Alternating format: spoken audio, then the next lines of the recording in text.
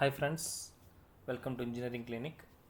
So we have already seen throughput calculation using trace matrix. So now we are going to see the calculation on Wireshark. So we are going to use Wireshark, which fetches, which reads packet capture files .pcap files for the wired and wireless network simulation using NS3. So as we know that NS3 generates packet capture files.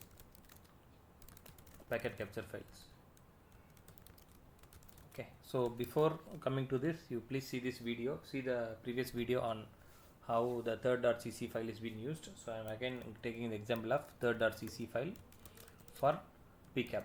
So already we have generated using the command, this command we have generated /faf --run.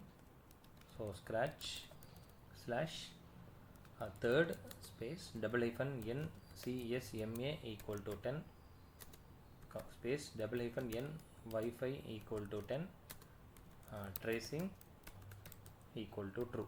So we have done it. So using this it will generate various trace files, various peak capture files. Already we have processed the previous video. Already we have processed in the previous video. Please check the link below. Please check the documentation. Below for the previous video. So now in this video we are going to process the Wireshark. Okay. So now when you open the file, when you open the folder on Wireshark, we have got generated NS all-in-one, NS 3.27. Then you can see these are the so many files that got generated.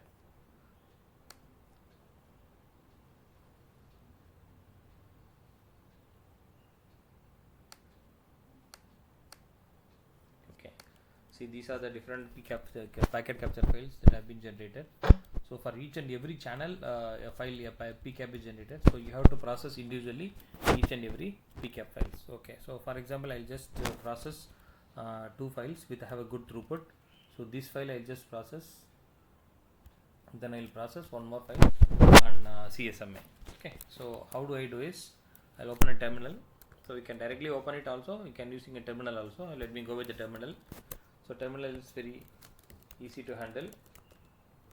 So command name is Wireshark space phy cap. Which interface? So there are so many interfaces. Let me use interface number 21. So this last one I am using it. So once you are opening it, so you will be getting this information. The protocol you can see. So how can you analyze this? What is the name of the protocol? So just check it. Most of these lines, they have protocols on UDP. UDP protocol is there.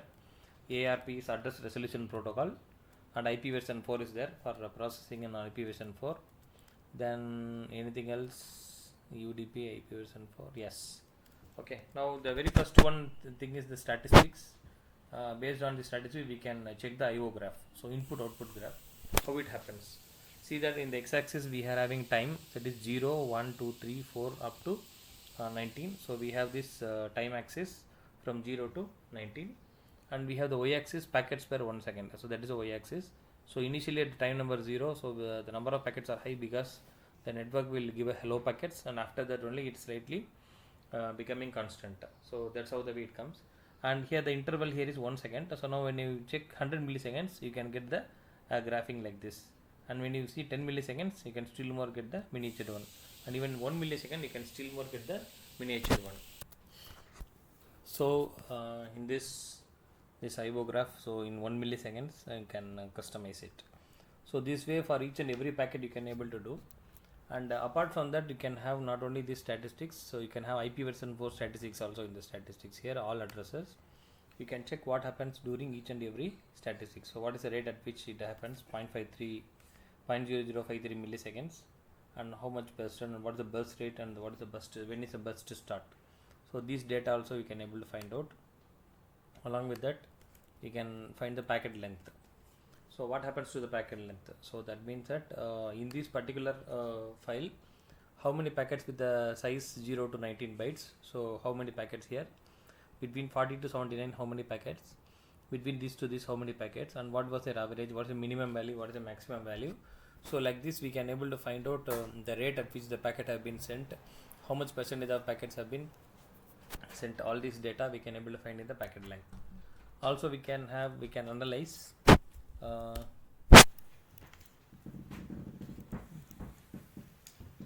enable the protocol. So what is not this?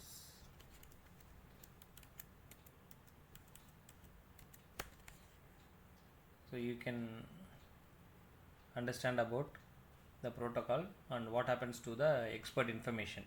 I mean the expert information you can able to find out during each and every action what happens. So for example it's a beacons, so how many beacons have been sent. So these things we can able to get from expert information.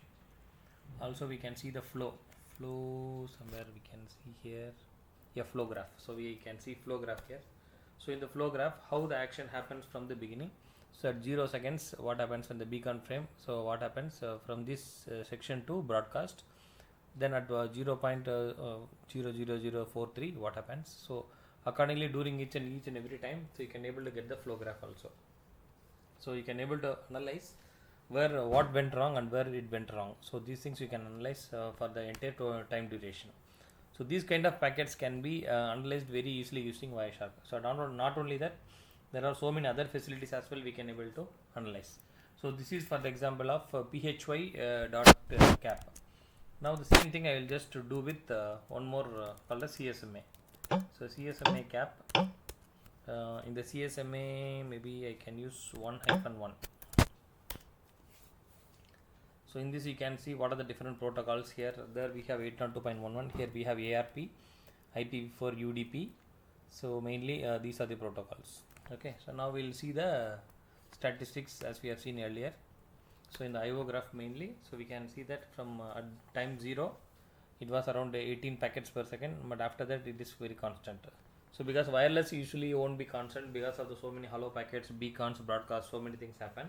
But in wired networking, so it is it's predefined. So this way we can able to get the information, and even you can check it to milliseconds so that you can see the miniaturized packets during each and every time. Okay. So next thing is the flow graph you can see. So in the flow graph what happens at each time, that also you can able to see. So when the Ethernet frame has been sent, so which protocol is involved in that, and even you can get the comment also in the besides in the last column you can get the comments. So from which IP address to which IP address the packet have been sent. So this information you can able to get using this. Not only that, the statistic IP version 4 statistics we will see. So again see there the rate was 0053 milliseconds. There it is 0.0074 milliseconds in this, and then the packet number of counts is totally 126 on this particular channel. And packet length you can check it here. Packet length is mainly the packet length belongs to these three area. There in wireless we have 0 to 19 we have huge number of packets, but here it is not that big. Okay, so these things you can analyze. So apart from that, there are so many filters also we can able to apply it here. So maybe you can refer to other Wireshark document or Wireshark video tutorials available elsewhere to get more information about this. So main thing here is we can plot the IO characteristics in Wireshark. So this is what we can able to do using the second level is. So first thing we have done is throughput.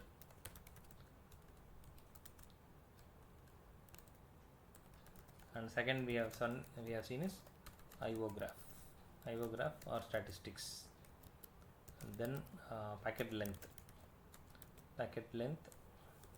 then flow graph, then IPv4 addresses. So these many information we can able to see in using Wireshark. But not only that, Wireshark have so many other advantages as well. So you can refer to other videos and wireless Wireshark documentation for more details. So thanks for watching this video. Thank you.